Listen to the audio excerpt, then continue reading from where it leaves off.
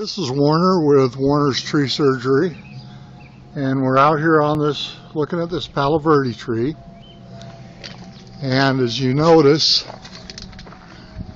or you'll be able to see here in a minute, how much this is sapping. And there's sap running from the tree in different places. And there's also these exit holes around the base of the tree. And let me go in the shade here where we can get a good look at it. This is what came out of those holes.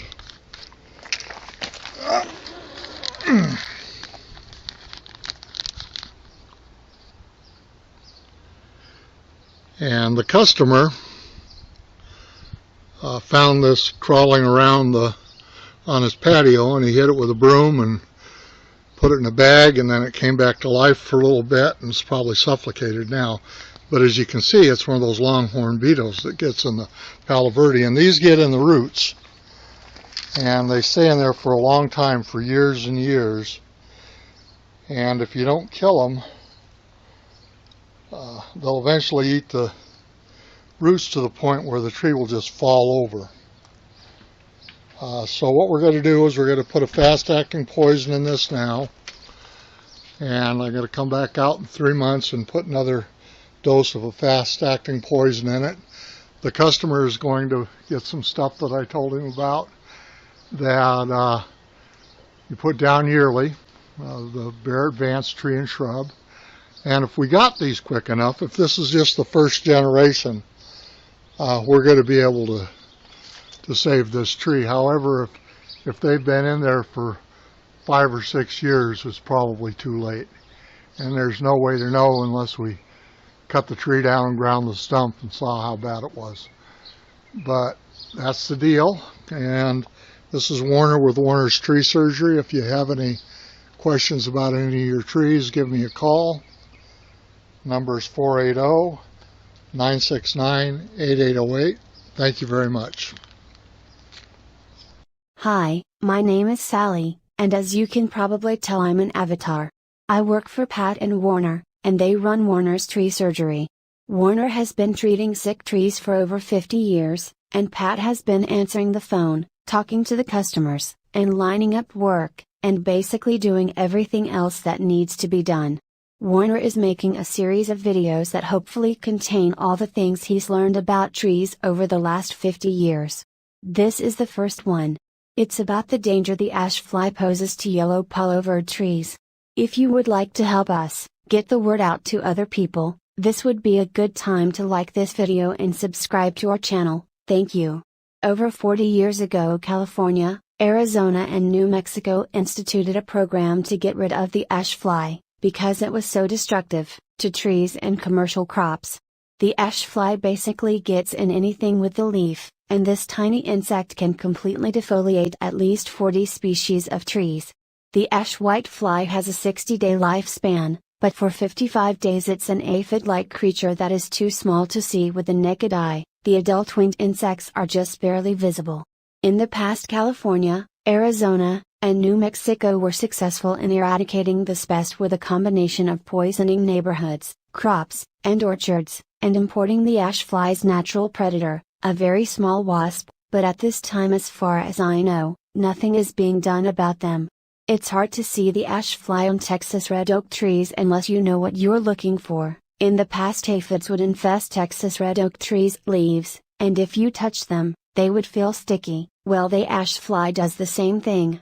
So, if your Texas red oak tree's leaves are sticky and you live in Maricopa County, Arizona, you probably have the ash fly. The difference between the ash fly and the aphids is the ash fly will turn the Texas red oak leaves white, and if you know what you're looking for, before that happens, the top leaves of the Texas red oak tree will look a little weird.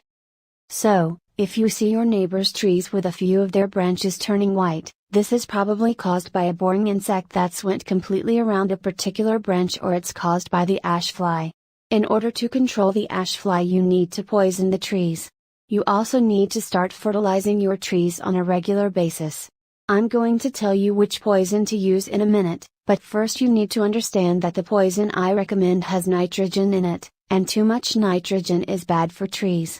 So, you need to put the poison down, and then 6 months later you get a good general purpose fertilizer, and you treat the trees with it.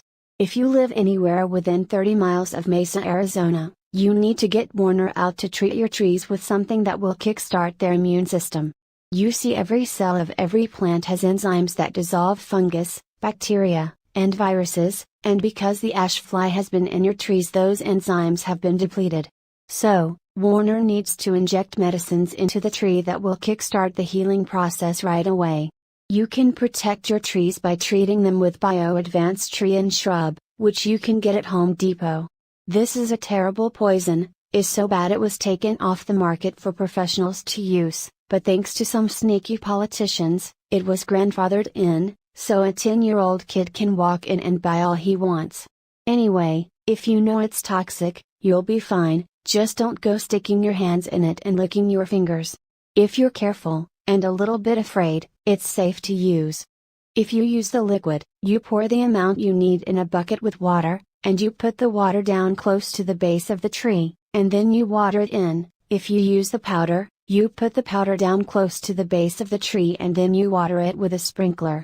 If a little dog licks it up before it's dry, it will kill the little dog. So, make sure animals and children are kept away from it until it's dry. You only need to put it down once a year, and in 3 years, if you do it yearly, you will not only get rid of the ash fly but it will also get rid of all the boring insects in a tree. There's one more thing I need to tell you. Every place in the world where it rains, the water falls off of the trees at the drip line, and because that's where the water falls, that's where the roots, that pick up the micronutrients, develop, and all the instructions you get for the fertilizers, tell you to put the fertilizer out at the drip line. In Maricopa County, Arizona, the roots have developed where the tree has been getting water all its life, and that's where you need to put the fertilizer. So, just ignore the instructions, and do it the way I just told you. Also, while we're on the subject, our garages and sheds get 140 degrees in the summertime. This damages the fertilizer, so you need to keep the fertilizer someplace cool in the summer, and if you've got fertilizer that's been in the garage or shed in the summertime, you need to get rid of it. Well, that's about it. I hope this helps you with your trees. Please subscribe to this channel and hit like, and if you live within 30 miles of Mesa, Arizona and you want Warner to come out and look at your trees, just give us a call. The number is 480-969-8808. Thanks and goodbye.